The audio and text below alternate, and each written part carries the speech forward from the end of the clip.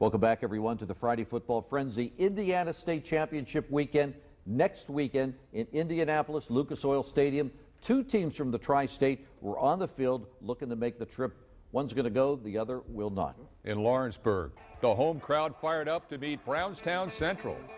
34-20 Tigers at the half, but stand by. Brownstown Central came out of the locker room on a big game hunt. Gavin Bain from 5 yards out, 34-26 ball game, and then Bain again, this time goes on a 43-yard romp, and just like that, this game was tied at 34.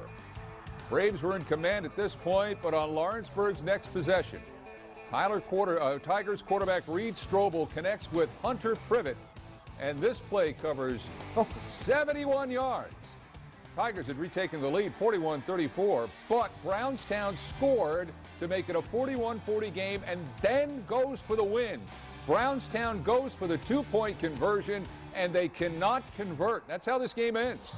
41-40, Lawrenceburg wins, and with that goes to the state championship game next weekend. I think for the first time since '85, to Northern Dearborn County East Central into 4A semi-states against Indianapolis Roncalli. Rebels on their opening drive of the game get on the scoreboard. Kenny Gillum finds the end zone from 11 yards away to 7-0 for Roncalli.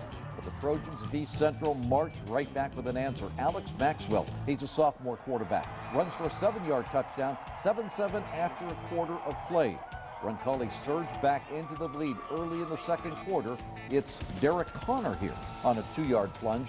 It went tied down the stretch, but Roncalli kicks a field goal at the end, and they win it 24-21. Back in the Commonwealth, Covcath made a road trip on this Friday night trying to stay alive in the 5A playoffs. They were at Fern Creek on this night. The Fern Creek Tigers strike first. Kyrie Hawkins will find the end zone. Point after try was no good, so it was 6-0 Fern Creek after this.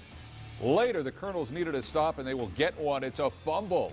And it's Hunter Ziegelmeyer with the recovery for Covcath, and the momentum swing led to this. Casey McGinnis works the right side of the field and leaps into the land of 6.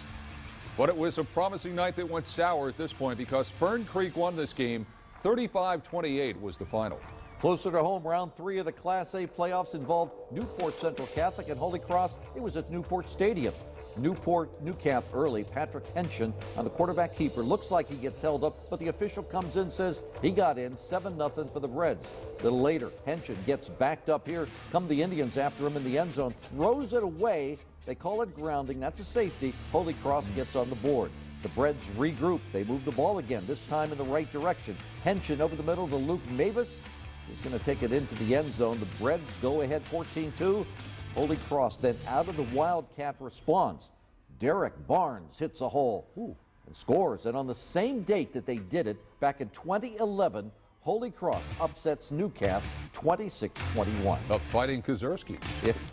Let's go to Beechwood, where Kentucky Country Day was in for a state 1A playoff game. Second quarter, Beechwood up 7-0. When Country Day gets on the board, Ed Johnson rumbles in.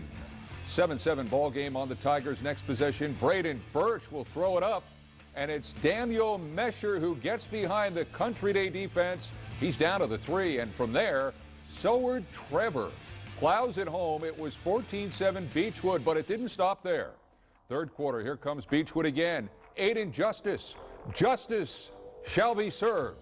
20 yards and another Tigers touchdown. Beechwood was rolling now. Later in this third quarter, James Davis takes the handoff. It made it a 28-7 ball game as Beechwood, coached by the now seemingly mythical Noel Rash, plays on 42-7 over Kentucky Country Day.